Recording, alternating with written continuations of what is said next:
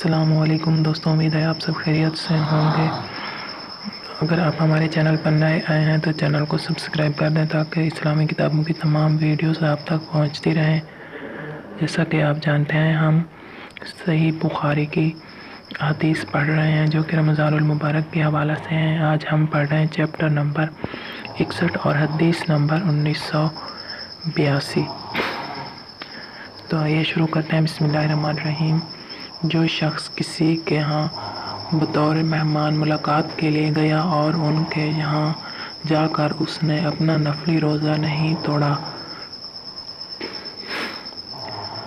ہم سے محمد بن مسنہ نے بیان کیا، کہا کہ مجھ سے خالد نے حارث کے بیٹے ہیں بیان کیا، ان سے حمید نے اور ان سے انس رضی اللہ تعالیٰ عنہ نے کہ نبی کریم صلی اللہ علیہ وسلم ایک عورت کے یہاں تشریف لے گئے۔ انہوں نے آپ کی خدمت میں کھجور اور گھی پیش کیا۔ آپ نے فرمایا، یہ گھی اس کے برتن میں رکھ دو اور کھجوریں بھی اس برتن میں رکھ دو، کیونکہ میں تو روزے سے ہوں۔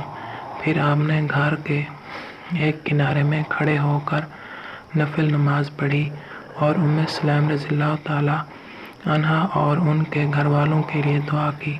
ام سلیم رضی اللہ تعالیٰ نے عرض کی کہ میرا ایک بیٹا بھی ہے، اس کے لیے بھی دعا فرما دیجیے۔ فرمایا، کون ہے؟ انہوں نے کہا، آپ کا خادم انس رضی اللہ تعالیٰ عنہ۔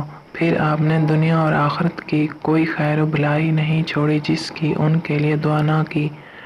آپ نے دعا میں یہ بھی فرمایا، اے اللہ، اسے مال اور اولاد عطا فرما اور اس کے لیے برکت عطا کر۔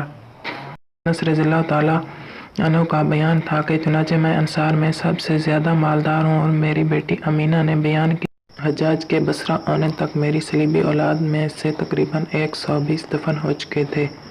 ہم سے ابن ابی مریم نے بیان کیا، انہیں یحییٰ نے خبر دی، کہا کہ مجھ سے حمید نے بیان کیا اور انہوں نے انس رضی اللہ تعالیٰ عنہ سے سنا۔ نبی کریم صلی اللہ علیہ وآلہ وسلم کے حوالہ کے ساتھ آج کی ہماری یہ ویڈیو یہاں پر ختم ہوتی ہے۔ ہم اپنی اگلی ویڈیو کے ساتھ پھر آپ کی خدمت میں حاضر ہوں گے۔ تب تک کے لیے اللہ حافظ۔